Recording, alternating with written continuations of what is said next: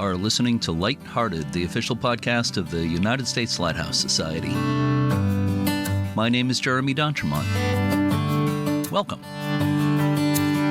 Today is February 1st, 2026, and this is another episode of Lighthearted Light. Today we're going to revisit an interview that was first heard in episode 129 back in July 2021. Our guest is Jen Lewis, Fundraising and Outreach Manager for the Point Cabrillo Light Station in Northern California. Point Cabrillo is about midway between San Francisco and the border with Oregon. In 1908, a combined lighthouse and fog signal building was built of local redwood and Douglas fir. Today, Point Cabrillo Light Station is a California State Historic Park, and the nonprofit Point Cabrillo Lightkeepers Association manages and interprets the site. Jen Lewis grew up in Oregon, and she began volunteering at Point Cabrillo in 2016. She eventually became the outreach manager, taking care of social media and fundraising for the Point Cabrillo Lightkeepers Association. Jen has been on this podcast several times as a guest and as a co-host. Let's listen to my conversation with Jen Lewis now.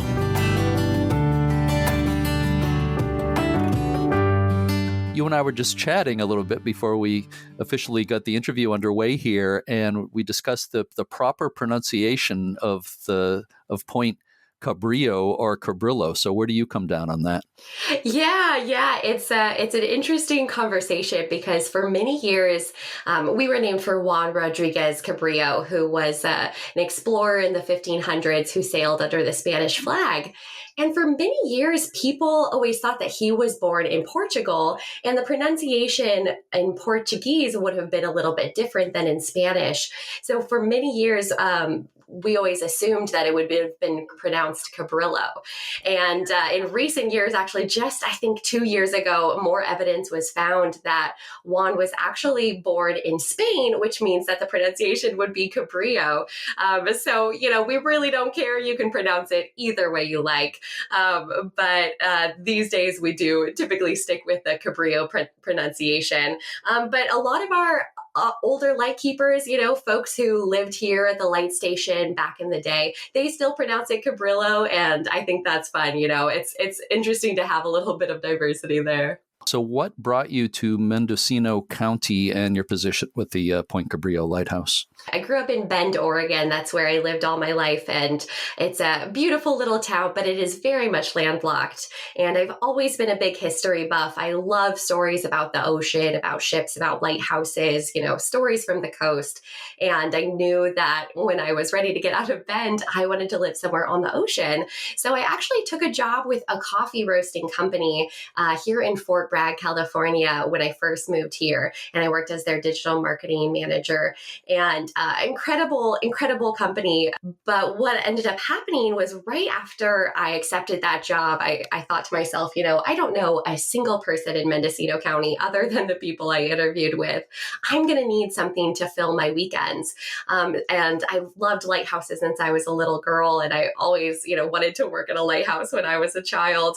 So I Googled lighthouses in Mendocino County, and there happened to be this lighthouse, Point Cabrillo Lighthouse, just about 10 minutes away from my workplace. So I sent them an email and I said, hey, if you have spaces for volunteers, or you need people to lead tours or do, group information sessions or anything like that, I love lighthouses and I don't know anybody, so put me to work. And I started volunteering there every Saturday afternoon for the first couple years that I lived on the coast. And then the gift shop manager at the time, Kath, she was retiring. She was ready to, step away from her position at the lighthouse. And so she reached out to me and said, I think you're perfect for this. How do we make this work? And I started working at Point Cabrillo as their outreach manager in September of 2018. That whole region, the Northern California coast and the Oregon coast, is so beautiful. It is incredible. Yeah. I remember when I first came down for the interview with the coffee roasting company, and I stepped out on the headlands, and it was the middle of August. So we typically get a lot of fog during that season. Our summer times can be very fog foggy. And stepping out onto the headlands as the fog broke through, and just the amazing intensity of those headlands, those huge cliffs, the crashing waves, and then that thick layer of fog laid over everything. I immediately was like, oh man, this is a place I want to live for a long time. So one of the things that Northern California is famous for is its redwood trees. And I'm wondering if the redwoods figure at all in the history of the lighthouse? Absolutely. I mean, the redwoods are the only reason that the lighthouse exists. Back in 1850, that was when the Frolic shipwreck happened. And the reason that shipwreck was really important was it was the first time that European Americans had really found the northern coast of California. That ship was heading down to the Bay Area in 1850 at the beginning of the gold rush to bring goods down to all the fellows who were trying to strike it rich down there. But people hadn't really moved north just yet. So when they sent a salvage crew to find that shipwreck in 1851, what they found instead were those redwood forests. And that was really this huge moment of realization that there was money to be made right there. The Mendocino gold, the redwood trees are a very different kind of gold than the Bay Area, but it was something that those people could make a lot of money on. And so the very next year, the fellow who found that shipwreck set up the very first mill on the Mendocino coast. And that was in the town of Mendocino in 1852. And the reason that ties in with the lighthouse is the Frolic shipwreck actually happened right there on the lighthouse property, 59 years before the lighthouse was built, of course. But that was a huge turning point in Mendocino County history. And suddenly all these redwood trees were being milled. These ginormous trees were being put onto ships and brought down to the Bay Area or sent up north to Portland and Seattle. And suddenly there was a huge need for lighthouses in that area because there was so much ship traffic happening. And so 1909 rolled around, and they actually had planned to build a lighthouse there in the 1870s, but the money didn't come through until 1909, and that's when Point Cabrillo was built. So let's talk a little bit about the architecture of the lighthouse. It's unusual. It's very pretty. What do you think is kind of special about the look and architecture of the lighthouse? Yeah, well, I mean, I really love the uniqueness of it. When you think of a lighthouse, you don't think of the Point Cabrillo style. You think of those really tall, lonesome towers. And Point Cabrillo has a really homey look to it. It's very friendly. When you walk up to it, you kind of feel like you're walking up to a church or a country schoolhouse. And I just really think it's interesting because there were so many different styles of lighthouses built in the United States. And so I think it's kind of special, like as you get to tour a lot of them and see all the different styles that there are, it's fun to see that there is so many different styles of architecture. I mean, some of those lighthouses built in the Southern California area with those beautiful Victorian buildings, and then places like Point Arena or Pigeon Point with those tall white structures, and then Point Cabrillo with this homey, cute little church feel, except with a light in the steeple instead of a bell. I think it's a really special thing just that there are so many diverse types of lighthouses out there. And it's fun being one of the odd ones. It's kind of funny when I'm volunteering down there in the gift shop, you'll have these little kids come in and they walk in and they're like, I thought this was a lighthouse. It's not tall enough to be a lighthouse. Right. And it's always so fun to chat with them, about, like, oh, well, the focal point and lighthouses were built for different reasons. Everything is so unique about each individual lighthouse. And it's just so special to get to know one individually so well. Sure. So you still have the old Fresnel lens. I believe it's the original lens. Correct me if I'm wrong, but it's a spectacular lens. What can you tell me about that? Absolutely, yes. So that is our original lens. It's been here since 1909. Hasn't left that bluff in 112 years, which I think is such a unique thing. When we took the lens out of the tower for the restoration back in the late 90s, early 2000s, it was not removed from that bluff. We actually set up a building right there next to the lighthouse so that we could do all of the restoration right there on the property. And I think that's such a special thing because that Fresnel lens was going to be taken out of that lighthouse. That was a big piece of the restoration was in the late 80s and 90s, the Coast Guard was going to remove that light from the tower because they had decommissioned it back in 1972. And they felt, let's put it in a museum somewhere. Let's put it in storage somewhere. It doesn't need to be in this tower anymore. And that's when the local community got together and said, you know what, this is a piece of our history too. Like, yes, it's Coast Guard history, but it is a piece of this Mendocino coastline and we want to protect it. So how do we do that? And, nowadays we have this contract with the U.S. Coast Guard where we're in charge of taking care of it and it'll never leave our lighthouse. And that is such a wonderful and incredible thing to think about because it's such a beautiful piece of history. I mean, what I always love to say is that it's such an incredible piece of art, on its own, but it's also such an incredible piece of engineering to come out of, the 1800s, just to see that light flash. I mean, I've seen the flash from 30 miles away, and just to see that kind of magnificence from that tiny little light bulb that's in the center of the lens is so incredible. But yeah, ours is a third order Fresnel lens. It was shipped to us from the Chance Brothers, manufactured near Birmingham, England. And correct me if I'm wrong, but I believe that only 11 British lenses were sent to the United States for our lighthouses. And as of today, in 2021, there's only 3 of those lenses still operating in the United States. And that's ours here at Point Cabrillo. Then up on the Oregon coast at the Heceta Head Lighthouse, they still have an operating British Fresnel lens. And then over on the East Coast on Staten Island is another one of the last British Fresnel lenses in operation. And I think that's such a beautiful and unique thing. There are all those little subtle differences between the British and the French lenses. And it's so special, to have one of those still in operation, still exactly where it was placed at the beginning and doing exactly what it was built to do. I think that's such a beautiful thing to behold.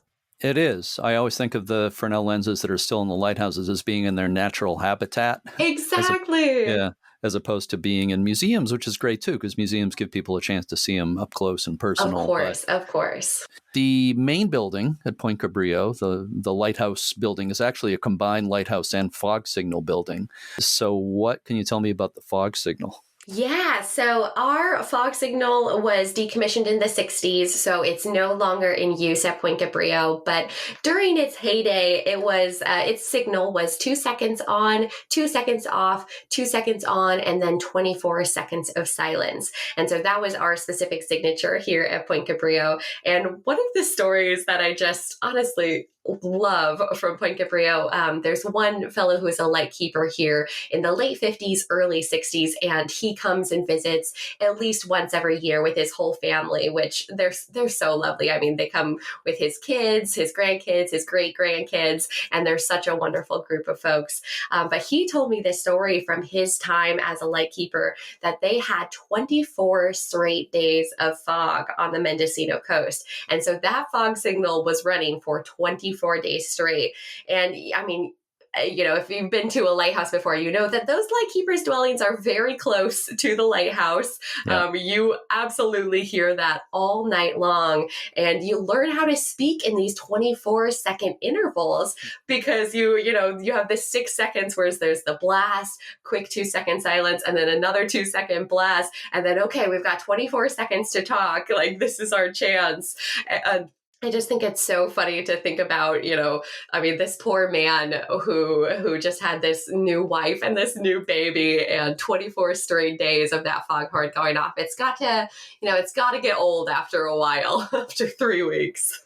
Yeah. Although I have heard stories about how, especially the children at some of these stations with loud foghorns, that they would learn to sleep through it. But then when the horn stopped after a long period of fog, that's when they would wake up with a start, like something was wrong when the horn stopped. Absolutely. No, it's so true. Yeah, he told me that that everyone in his family who lived there at Point Cabrillo did have tinnitus through the rest of their lives. There was no avoiding that, unfortunately. But you totally get lulled to sleep by it. It becomes a part of your daily life, especially, when it's 3 weeks straight of it. It's definitely something that you better get used to or else you're going to have problems. Yeah.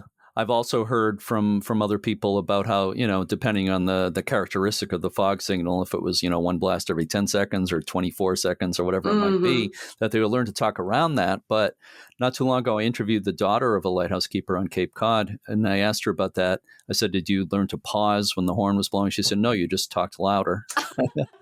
There you go. You figure out a way around it. Speaking of the families there, I know Point Cabrillo was a family light station. Typically, how many keepers and families were living there at one time? We always had 3 lightkeepers here. We had 3 houses, 3 big houses. So our head keeper, our first assistant lightkeeper, and then the second assistant lightkeeper. We always had 3 at a time. And you're totally right that it was a family station.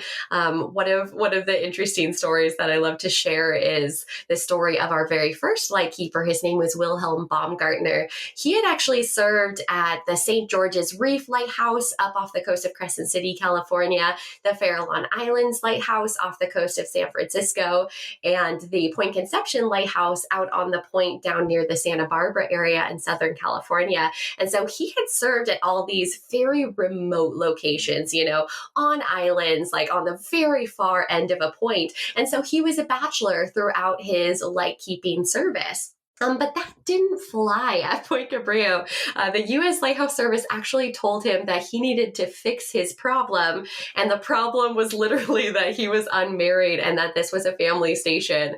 And so a couple of years after moving there, he got there in 1908. And I believe it was in 1911 that he married the local blacksmith's daughter, Lena. And they lived together at Point Cabrillo until he passed away in 1923. But I just think that's, such a sign of the times, isn't it? Like, fix your problem. You're not allowed to be a bachelor here. We built these nice big houses for you. You better fill them up with a wife and some children. Yeah. Too funny. Wow, what a change. Farallon Islands and St. George Reef, those are 2 of the most isolated lighthouses on the West Coast. Absolutely. Yeah. I know. It's so incredible to think about, the things he must have witnessed at each of those stations. I believe he was served for 2 years at each of those lighthouses. Are there any other particular stories of keepers and families at Point Cabrillo that kind of stand out for you? There's one that I really especially love, and I love sharing with the kids that come to Point Cabrillo Lighthouse. And we call it the big storm story. We're in a place where there aren't a lot of really intense storms. We're pretty well set back from the cliff, so there's not a lot of times where the waves actually hit the lighthouse in any way. But back in February of 1960, our lightkeepers witnessed quite an impressive storm. It was, I believe what had happened was there was an earthquake up off the coast of Alaska, and it had just created all this intense wave action. It wasn't an actual tsunami, but it was just a really intense storm that happened here on the Mendocino coastline. And it got to be so much with the waves hitting the lighthouse that the lightkeepers actually said, we should not be in this building anymore. We need to get out of the lighthouse. And they left, and they brought all of their families up to the farthest east of the houses so that they could be as far away from the ocean as possible. But as the story goes, the head keeper, as he was walking up, leaving the lighthouse behind him, he turned to look and actually saw the light from the Fresnel lens illuminate this wave that was crashing over the whole lighthouse, like up into the lens room. And it's just such a crazy thing to think about. If you've seen pictures of Point Cabrillo, you know that we are pretty well set back from the cliff, and that is a pretty high cliff. And even beyond that cliff, there's a lot of like shallow rocks and kind of like, tide pool style areas. So it really takes a lot for a wave to hit the cliff, much less hit the lighthouse, and much less hit the top of the lens room. I love those big storm stories so much because it's so different from a typical day at Point Cabrillo. A family comes down and it's sunny and the ocean is flat. And then I tell them, imagine a huge wave crashing over this whole thing. Yeah.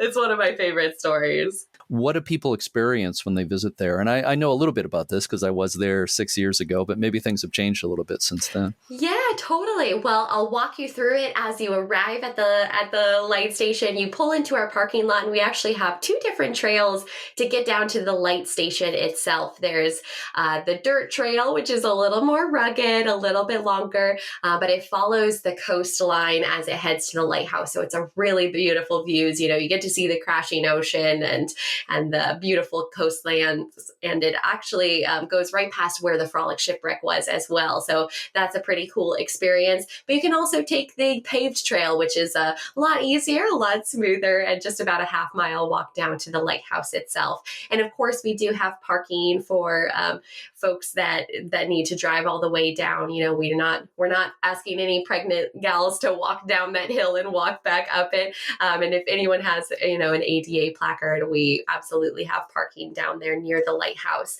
But then once you get to the light station itself, we have our first assistant lightkeepers museum. So that's the very first house that you'll come to. And the first floor is set up as the lightkeepers would have had it in the 1930s. So you'll walk into the laundry room and see the kitchen, the dining room, and the living room, as well as the office and the mud room. And all of them actually have a lot of pieces that the lightkeepers had given us, the lightkeepers' grandchildren had given us. Like we have the original clock that Wilhelm Baumgartner had on his mantle. And we have a lot of chairs and cutlery from back in those days as well. And the second floor to the museum is closed. That's where the Point Cabrillo Lightkeepers Association offices are. So only the first floor is open on that building. But it's a really great informative experience, and you kind of get to get a feeling of what it was like to live as a lightkeeper back in those days. Then as you walk a little closer to the lighthouse, you'll pass our two vacation rentals, and then you'll come to our marine science exhibit. And so we've actually transformed the blacksmith and carpentry shop that the lightkeepers used to have into a little marine science exhibit where we have, whale bones from gray whales, a piece of baleen, which is the mouth part of the gray whale. And we also have a really lovely saltwater aquarium in the next room where we have all the sorts of critters you would find in the Mendocino Coast tide pools. So lots of anemones and urchins, little crabs, and all sorts of good things in there, with lots of information so that you can learn a little bit more about the kinds of creatures that you would see out here on the Mendocino Coast. And then, of course, we have the lighthouse itself. Right. And the first floor is open as a museum and gift shop. And it's totally free for everyone to come in. There's a suggested donation of $5, but we do not require that for anyone to walk through the door. We want everyone to be able to enjoy it. And we always have a volunteer in there from 11 to 4 every day of the year. So you can ask all the questions you like, or read through the panels on your own and take home an ornament or a magnet, all that good stuff you expect at a lighthouse gift shop. And and there's 300 acres of trails and things to see out there. Right now is fawn season, so we have all these sweet baby deers all over the property, and it's always so surprising. You'll honestly be walking a trail and you'll look over and you'll just see a baby fawn like sleeping over there. I mean, the wildlife out here on the Mendocino Coast is so beautiful, and we're so lucky to have those 300 acres protected so that the wildlife comes first. So a few minutes ago, you mentioned the overnight accommodations at the light station. Can you tell us a little bit more about the overnight accommodations there? Absolutely. So all of the buildings we have there at Point Cabrillo are original to 1909. So the overnight accommodations we have are the same buildings that the lightkeepers lived in from 1909 up until the mid-80s. And the two big houses, we have the head keeper's house and the second assistant lightkeeper's house. So those are our two big houses, and you actually rent the whole building. So you get 4 bedrooms, 5 baths in the big house, and 3 bedrooms, 2.5 baths in the smaller house. But both of them have laundry facilities. Both of them have beautiful kitchens, stocked with all the utensils and all the tools that you would need for a weekend or a week or a month or however long you'd want to stay out there. So we can actually sleep 8 people in the bigger house and 6 people in the smaller house. And you can even rent both of them and have quite the big, family reunion or big group of friends out here.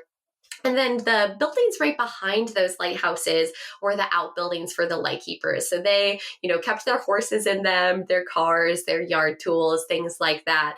But both of those have been transitioned into accessible cottage-style buildings. So they're about the size of a hotel room. It's got a queen bed, a fully accessible bathroom, a wheelchair accessible shower, and it also has, a TV and mini fridge, all those things that you expect from a hotel room. Having those two houses out back allows us to be a lot more accessible, allow us to offer it to a way wider group of people and more diverse group of people, which I think is so special. I have one final question for you. Of course, it's for bonus points. So I want you to put your thinking cap on and get your number 2 pencil ready. What is your favorite thing about your work at Point Cabrillo Light Station? For me, it's all about the people out here. I get to meet such incredible people that come through the museums, that come on the group tours, that come on the lens tours.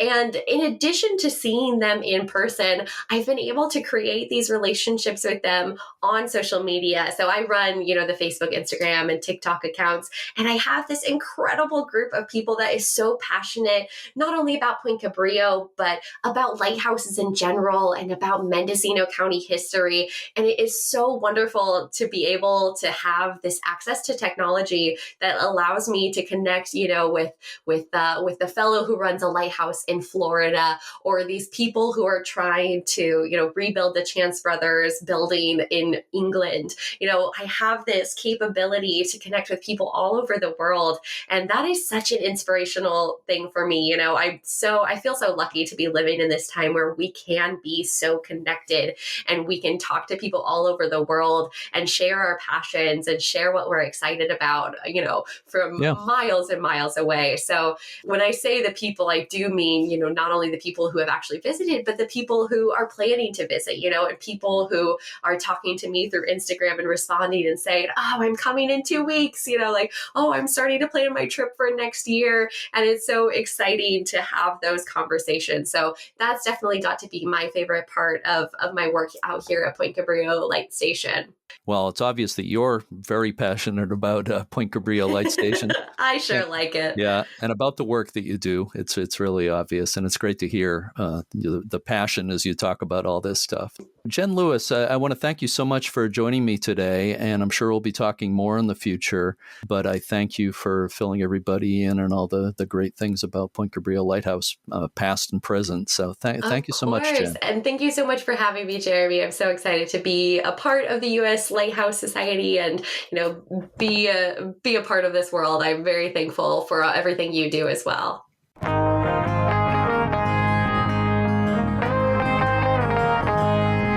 A couple of years after that interview was recorded, on January 5th, 2023, a massive wave broke open the back doors and flooded the interior of the lighthouse at Point Cabrillo. Mud was deposited everywhere, and there was significant damage to displays, exhibits, and gift shop items. Jen was on the site shortly after the damage was done. We did a special video edition of the podcast soon after that with Jen Lewis, which you can see on the USLHS YouTube channel. Be sure to check out uslhs.org to see everything the U.S. Lighthouse Society offers. I will be helping to lead a 1-week Down East Maine tour in June, and you can read all about it on the website. We've been planning a great itinerary, and I hope some of our listeners will come along on that tour. We will be back with a new episode next week with an interview with author Bob Napolitano. Until then, to all our regular listeners and our new ones, thank you so much for listening, and keep a good light.